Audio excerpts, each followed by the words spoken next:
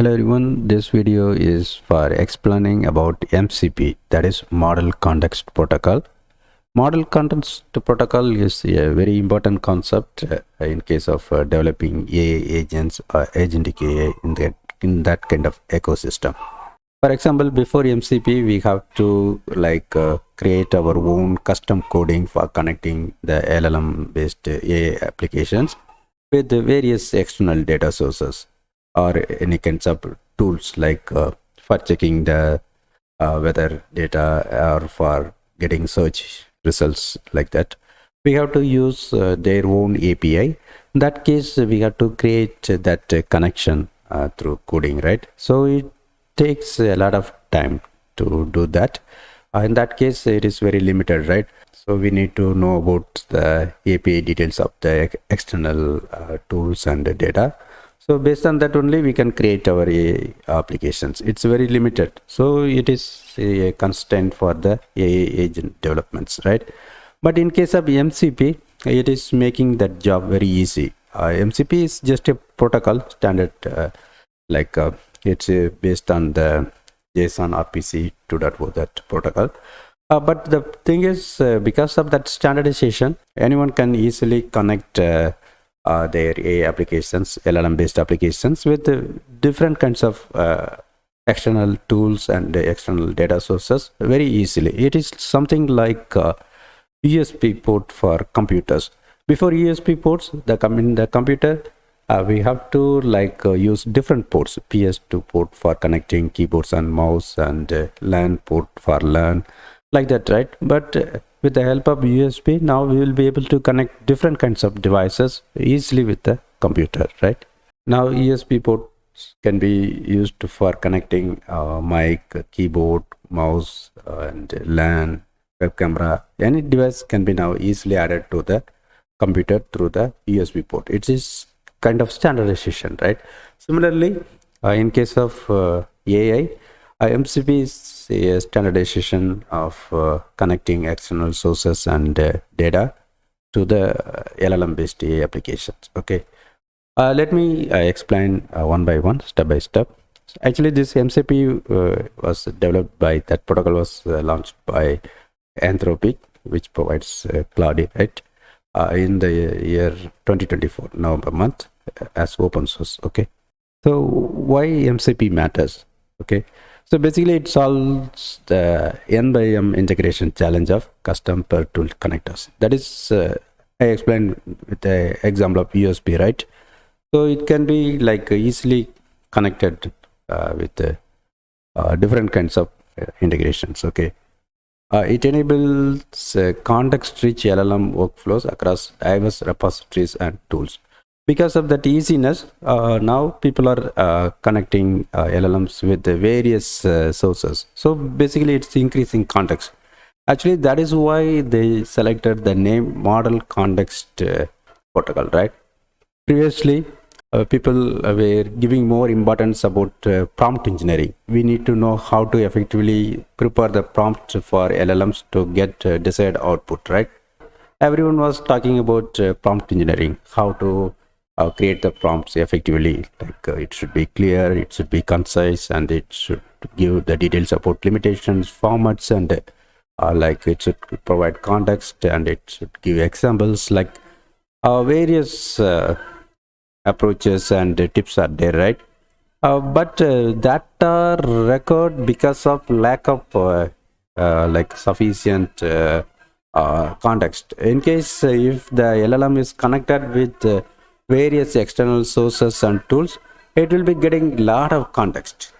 If the LLM based application is connected to various data sources and external tools, we can understand that it is able to access all the details, right? So basically it's context.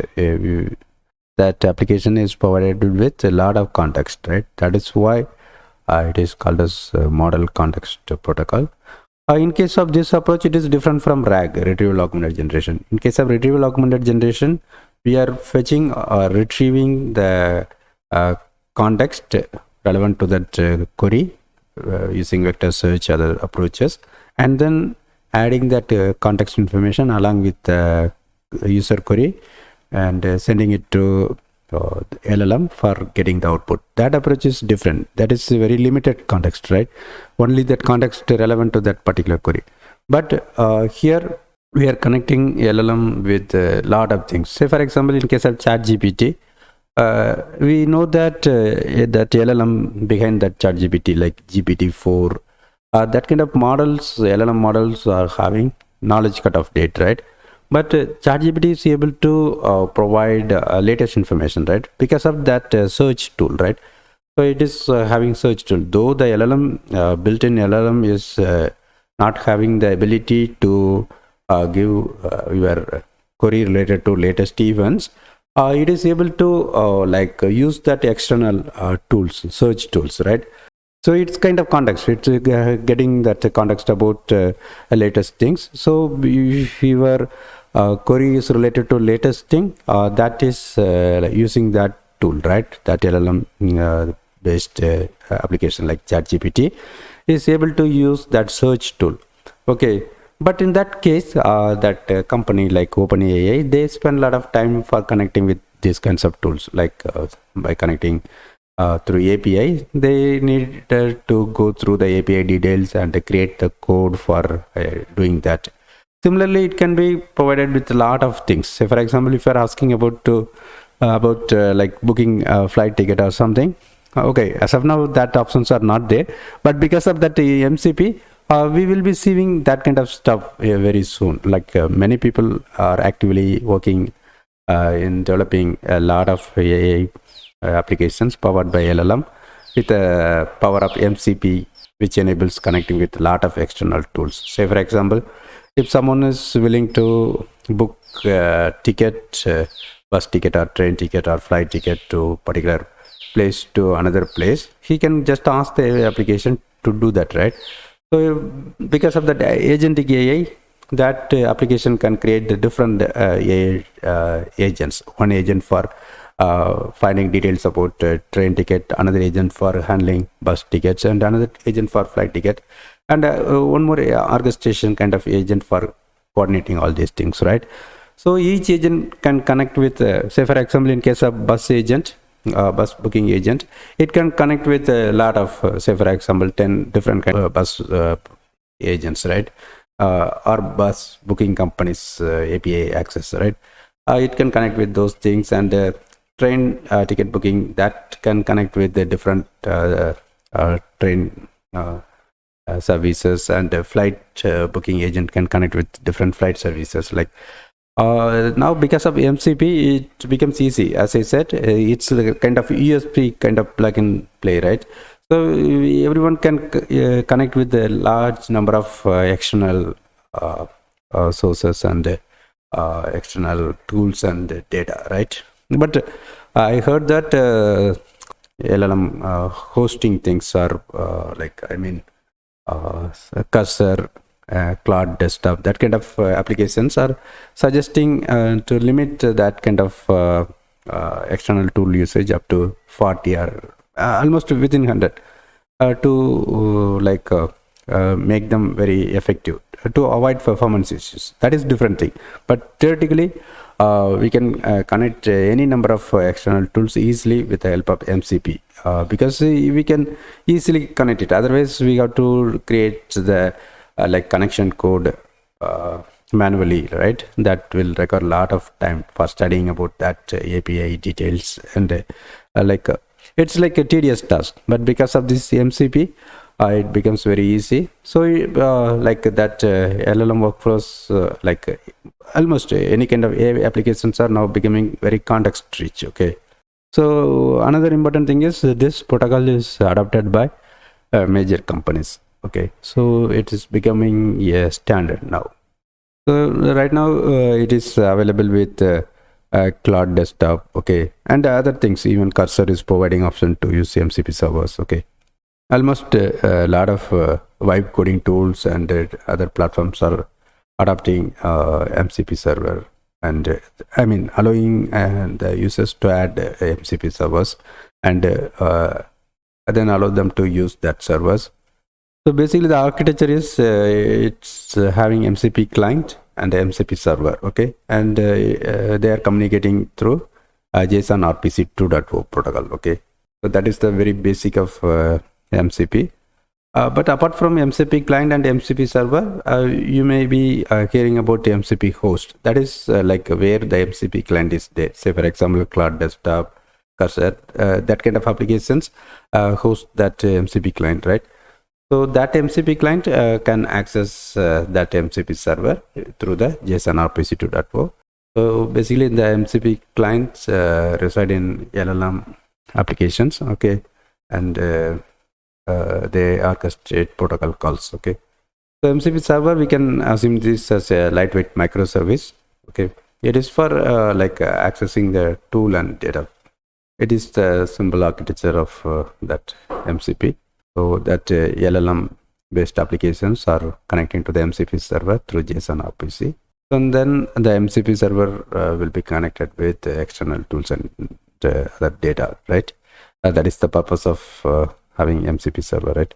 If we are not using this MCP concept, generally that LLM applications, they need to connect with this external tool or data directly, right?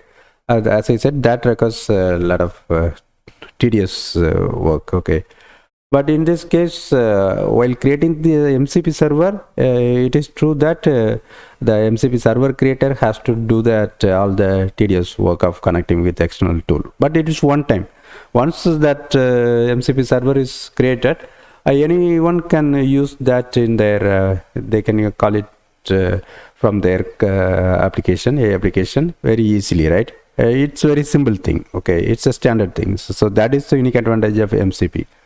But the first time work is there, it is true, but that can be done easily, right? Because even the external tool creator will be providing that MCP server. So for them, it is very easy to create, right? But normally, right now, I'm seeing a lot of third-party based MCP servers also. A lot of people are showing interest to create MCP servers, okay. Since it's growing very fast, a lot of people are looking for different kinds of business opportunities, and some of them are trying to create MCP servers for various external tools, okay. But ultimately we will be having MCP servers for any kinds of external tools, so using that tools become very easy now, okay. So it is just one example like that. Lot of things are there. Maybe I can explain that with some demo coding that will be more relevant, okay. In this website modelcontextprotocol.io, we can get any kinds of information related to MCP, okay. Just the general architecture. It is very simple, right? So MCP servers, a lot of MCP servers are there, and the client can connect to those servers through MCP protocol, and that MCP servers are connected with external tools. That external tools can be in the local, or it can be a remote service, okay. Remote service connected through web APIs, okay. And even that MCP server also, it can be in your own computer, or it can be in internet. It can be in a remote place, okay. So it provides all the flexibility so that we can use many MCP servers easily. Okay, let me explain with a simple example. I have two files. One is server and another one is client. I named it server1.py, client1.py. Okay. It uses fast MCP. Fast MCP is a wrapper around MCP. Okay. It's a library, and it's it's getting updated very quickly, so we need to be very careful in handling the versions, okay. Actually, while creating this sample, I found it difficult to make it work because of a lot of version incompatibility issues, okay. So you need to be very careful. The reason is they are growing very fast, okay. Previous versions of fast MCP, they were not having built-in support for running the server. We have to run the server separately using UVCon, okay. now it is built in. So just we have to run this server Python file. It will be starting the weekend server. And this one is simple client. Okay, so let me explain the concept, okay, so that you will be getting overall idea. It's a very simple example only. Here we are using that fast MCP, and then we are creating that server. The server name is calculator.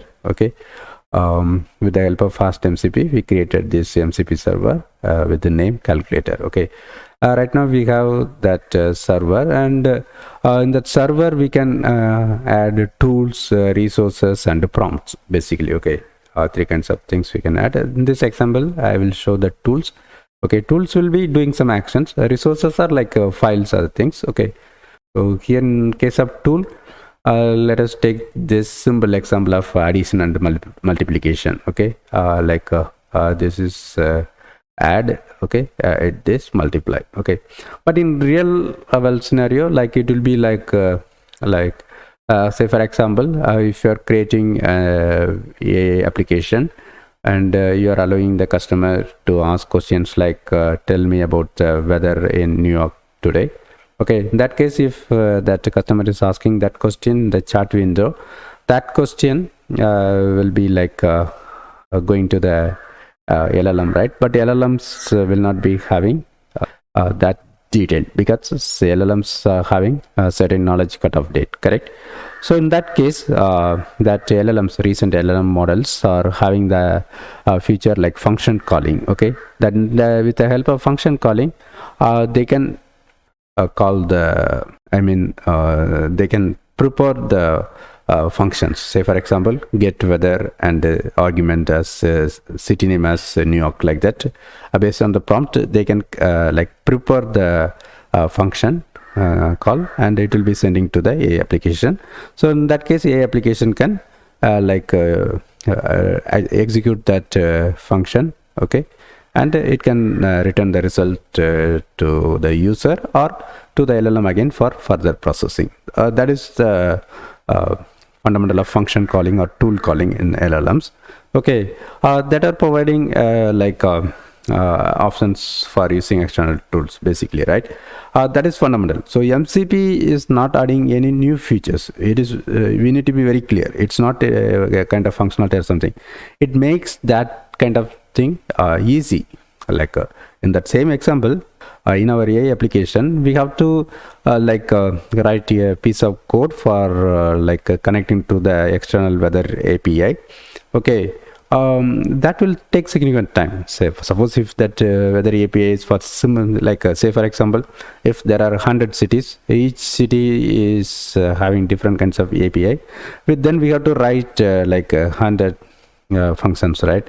Every time we have to go to that city's website and their API call details, endpoint details, everything. Then we have to manually write everything. That is a tedious task, right? But in case of MCP, we can simply suppose MCP servers are there for that kind of API. We can just load that, call that MCP server, and then we can just use that. Okay. So overall functionality is not changed by this concept of MCP server. That is still same.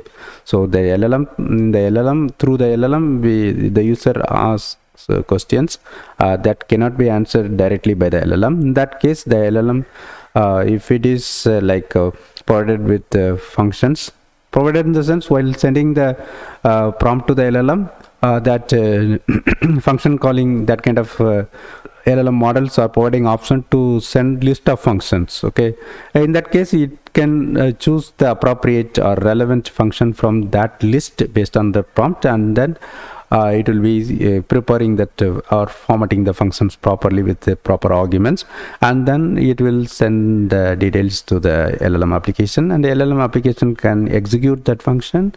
That is the process, right?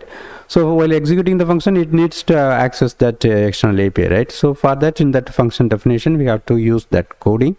There now we can use MCP server, right? So we can just make call to the MCP server instead of making call to the actual API. that MCP server will be handling the connection with the API. So the overall function is same, but in between we are introducing MCP server to make our job easy. Okay, it's additional layer only, but it will make our job easy. Okay, that is the concept, right?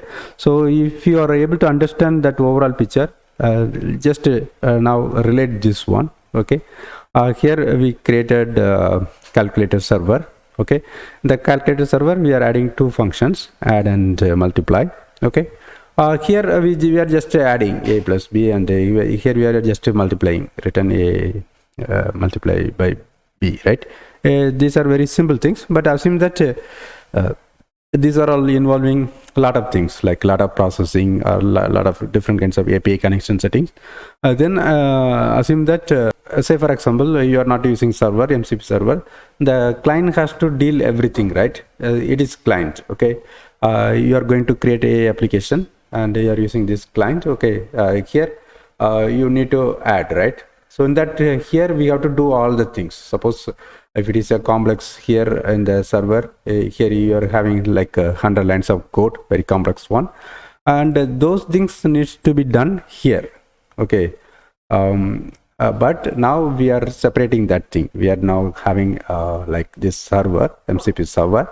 Here it will be handling everything, but just for the demo purpose, here we are just returning a plus b and returning a multiplied by b. Okay, but in actually it can be in real world applications, it can be a tedious thing. Okay, that is the reason for using MCP server. Here we can do it one time, like we are creating this server. So n number of clients, say for example thousands of people can application developers can call that server, right? They can use that server.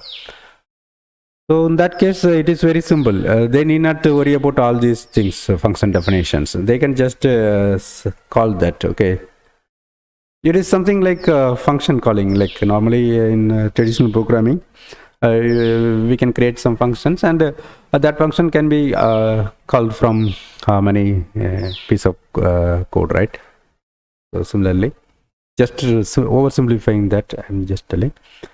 And here we have this decorator, right? Decorator MCP for defining that functions in the MCP server calculator.